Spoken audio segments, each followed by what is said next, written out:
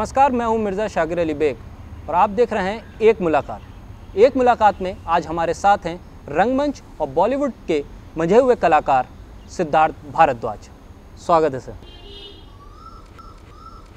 सिद्धार्थ जी, एक लंबा संघर्ष होता है थिएटर से बॉलीवुड तक जाना, एक आसान रास्ता नहीं होता। तो ऐसे में एक कलाकार के लिए अपने अचीवमेंट को बनाए रखना कितना मुश्किल होता है? देखिए, बात यह है कि दौर को लगातार मजबूत तरीके से बनाए रखना जो है ये आसान नहीं होता है। एक तो पहली बात ये होती है कि जैसे मैं थिएटर से बिलोंग करता हूँ, थिएटर मैंने किया, उसके बाद मैं फिल्मों में काम करना शुरू किया। तो रंगमंच का जो कलाकार होता है उसके लिए हर करैक्टर, हर रोल बहुत महत्वपूर्ण होता है और ये ज़रूरी नहीं है जो आपके अंदर है वही आपको बॉलीवुड में मिल जाए। बॉलीवुड में क्या है कि आप काम कर रहे हैं तो आपके अंदर बहुत सारी पोटेंशियल्स है, बहुत काम करना चाहते हैं, मतलब बहुत अच्छी कैपेबिलिटी है आपके अंदर, लेकिन बॉलीवुड में आपको वो चीज़ नहीं मिल पा रही जो आप करना चाहते हैं बेसिकली। तो उसको मकाम को बनाए रखने के लिए बड़ा मुश्किल तो आती है, मुश्किलें आती हैं। और क्योंकि हम रंगमंच से हैं तो हमारे लिए आसान भी है हर कैरेक्टर को जी लेना, जीवंत कर देना। तो ये हमारे लिए एक प्लस पॉइंट है कि हम लोग रंगमंच से जुड़े रहे। सिद्धार्थ जी, एक लंबा संघर्ष तो होता ही है, आपने जैसा कि बताया। तो इस संघर्ष भरे रास्ते को, इस अभिनय के क्षेत्र में आने की आपने कब सोचा कि आपको इस क्षेत्र में ही आना है, अभिनय ही करना है? देखिए, ये तो चॉइस हमारी थी। बचपन से ऐसा महसूस होता था कि यार कुछ डिफरेंट करना है। अब पढ़ाई करके सरकारी नौकरी लग जाती है या किसी प्राइवेट इंस्टीट्यूशन में लग जाते हैं, लेकिन तब हम एक हो जाते हैं जी, आप समझ रहे। तो मेरा मकसद शुरू से ये था कि मैं ऑब्जर्वेशन जो है हमारे थिएटर में एक बहुत महत्वपूर्ण चीज़ होती है।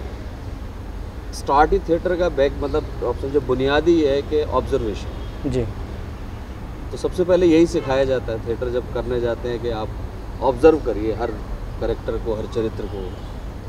कौन कैसे रिक्शा चला रहा है, कौन कैसे पैदल चल रहा है, कौन कैसे जूते गांठ रहा है, कौन कैसे चने मुरमुरे बेच रहा है, कौन कैसे आवाज़ लगा रहा है। आप रियल लाइफ को उसमें जीते हैं।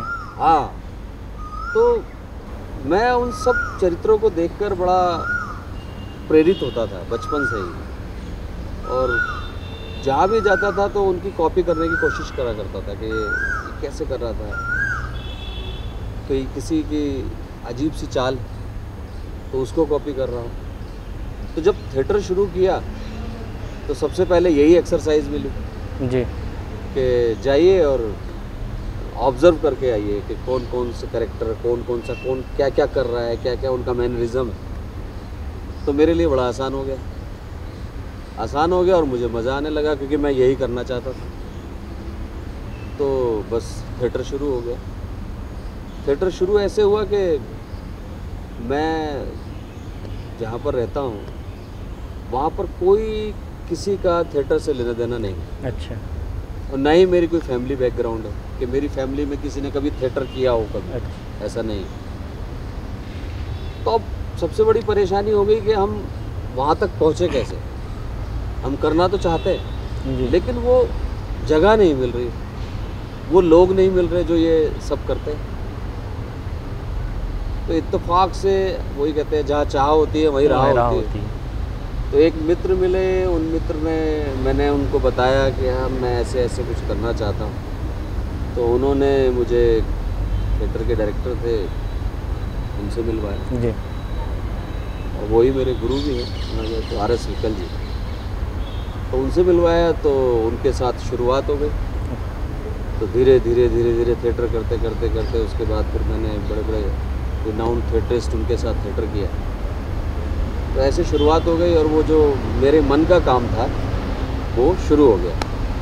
अब दूसरी बात जो आती है वो ये है कि मन का काम तो करने लगे जी, लेकिन उससे सर्वाइवल कैसे होगा? सर्वाइवल कैसे होगा, बहुत बड़ा सवाल है आज थिएटर आर्टिस्ट के लिए कि आखिर वो मतलब कला के क्षेत्र में तो बहुत आगे निकल जाते हैं, एक्टिंग में बहुत आगे निकल जाते हैं, लेकिन उनकी सर्वाइवल का सबसे बड़ा प्रश्न आता है, वो कैसे हो? अब क्या हुआ कि भाई हर माँ बाप की एक्सपेक्टेशंस यही रहती है कि बच्चा पढ़ लिख ले, कहीं नौकरी कर ले, कोई काम धंधा कर ले, अगर नौकरी ना मिले दुकान ही खोल ले। तो सेम मेरे भी माँ बाप ऐसे, लेकिन हम तो आवारा थे बेसिकली, थिएटर करते थे। तो ये समस्याएं बहुत रही। तो थिएटर करने वाले के साथ एक ये दो चीज़ें हैं। जो पढ़ रहा है उसको पता है कि मुझे पढ़ाई के साथ जूझना है और जॉब करनी है। तो माँ बाप को भी आशा होती है ज़्यादा मत बोलो, इतना मेहनत कर रहा है तो जॉब कहीं ना कहीं तो कर ही ले। लेकिन थिएटर वाले को समस्या ये है कि थिएटर को काम ही नहीं समझा जाता जी। थिएटर करने का मतलब है कि आप कुछ नहीं कर रहे, ऐसा नज़रिया लोगों का रहता है। अब इस समय तो थोड़ा बदल गया है, लेकिन उस समय यही होता था कि क्या कर रहा है, रिहर्सल पे गया, यही करता है क्या, कुछ काम नहीं करता क्या, रिहर्सल पे गया हो, नाटक कर रहा है, तो उसको वो कोई वर्क नहीं माना जाता बेसिकली। जबकि दिल्ली जैसे बड़े शहरों में तो इस चीज़ को तब भी ध्यान दिया जा रहा है, लेकिन और बाकी इलाकों में इस चीज़ को मतलब एक निगलेक्ट किया जाता है कि एक्टिंग कर रहा है, मतलब खाली काम जो आप बात कह रहे थे वो हमारे छोटे शहरों में ज़्यादा दिखाई दे रहा है। दिल्ली और कुछ शहरों में अभी भी थोड़ा सा क्रेज़ है थिएटर का कुछ लोगों के बीच में, लेकिन और जो हम बाकी इलाकों में जाते हैं तो वहाँ पर ये देखने को नहीं मिलता है। हाँ, बहुत बड़ी समस्या होती है कि हम यही नहीं कह सकते कि वी आर डूइंग समथिंग। हम नहीं कह सकते। लोग आते हैं, नाटक देखते हैं, ताली बजाते हैं, चले जाते हैं, लेकिन फिर उनका ही ये क्वेश्चन होता है, कर क्या रहे हो, कर क्या रहे हो? तो इसको वर्क नहीं माना जाता। और ये समझिए कि स्टार्टिंग पॉइंट होता है जूझने का लोगों से, अपने आप से, परिवार से। तो ये तो हर थिएटरिस्ट के साथ ऐसा हुआ। कभी आपके इस सफ़र में, इस संघर्ष में कभी ऐसा फेस आया जब आपको लगा हो कि यार नहीं बहुत हो चुका, मुझे वापस चलना चाहिए, कोई और काम करूँगा अभिनय में, अब नहीं? नहीं, ऐसा हुआ ये कि देखिए आज थिएटर में कुछ पैसा है, बहुत ज़्यादा नहीं, लेकिन इतना है कि आदमी अगर सही मायने में थिएटर कर रहा है तो अपना सर्वाइवल कर सकता है। लेकिन हमारे ज़माने में कोई पैसा नहीं था, और बल्कि जो आपके पास अगर है भी जी, वो भी उसी में पंफलेट में और इसमें सब लग जाया करता था। तो अब तो थोड़ा बहुत पैसा है, पहले नहीं था बिल्कुल भी पैसा। तो ये समस्या तो होती है। क्या समझते हैं, अब इतनी ज़्यादा अकादमीज़ बनी हुई हैं, थिएटर बने हुए हैं और सरकार की तरफ से भी तरह तरह की चीज़ें आती हैं, कहाँ पर चूक हो रही है? थिएटर करने वालों से चूक हो रही है, थिएटर को रेगुलेट करने वालों से चूक हो रही है, या हमारे जो दर्शक हैं उन्हीं में उदासीनता ज़्यादा है? नहीं, मैं ऐसा नहीं मानूंगा। मैं तो ये मानूंगा कि अथॉरिटीज़ जो हैं वो लोगों तक नहीं पहुंच पा रही, वो तक नहीं पहुंच पा रही। दर्शकों की अब तो कमी नहीं थिएटर के लिए। और अभी मैं बताऊं आपको, हम लोग आजमगढ़ में हम थिएटर करने गए थे, नाटक करने गए थे जी। इलाहाबाद में गए थे, रोहतक में किया। तो वहाँ पर जो मैंने देखा कि वहाँ ऑडियंस बहुत थी, दर्शक बहुत थे। अच्छा। मैं तो देख के हैरान रह गया कि हाउसफुल था वहाँ।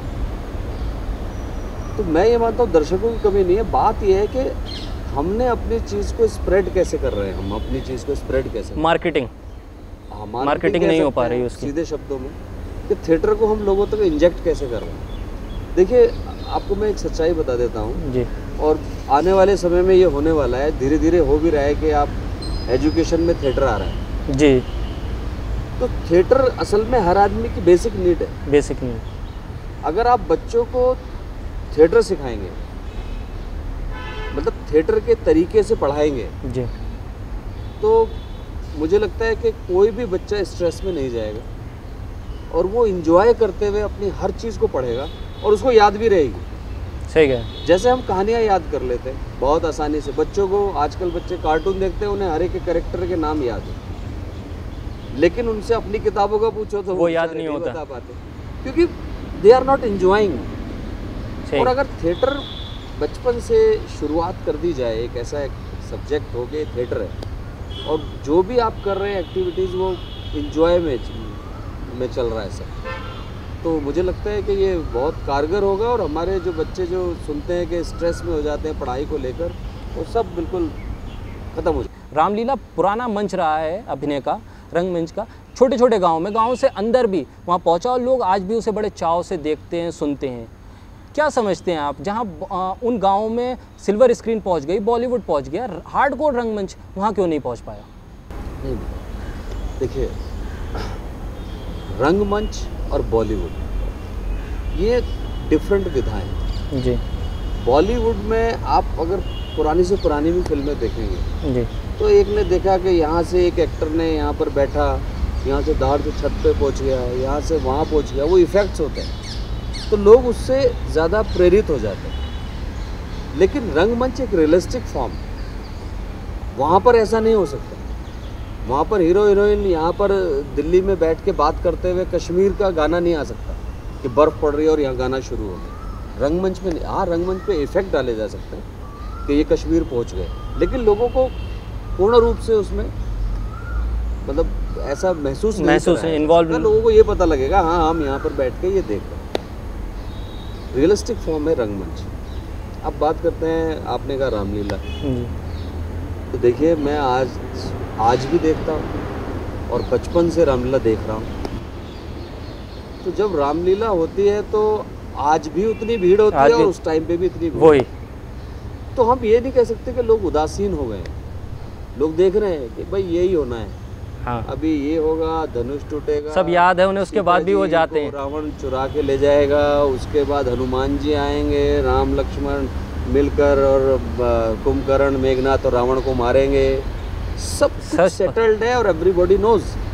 लेकिन उसके बावजूद देखो आप, भीड़ उतनी ही होती है।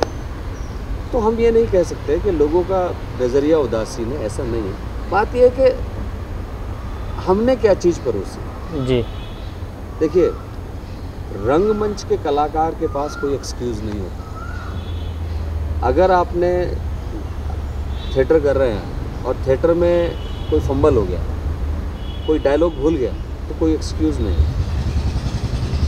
सही। इन चीज़ों से हमें बचना चाहिए। इन चीज़ों से बचना चाहिए। हम जो अपना काम करें वो पूरी शिद्दत और मेहनत के साथ, ताकि एक बार देखने के बाद व्यक्ति जाके दूसरे को ज़रूर बताए यार वो नाटक देखा, मज़ा आ गया।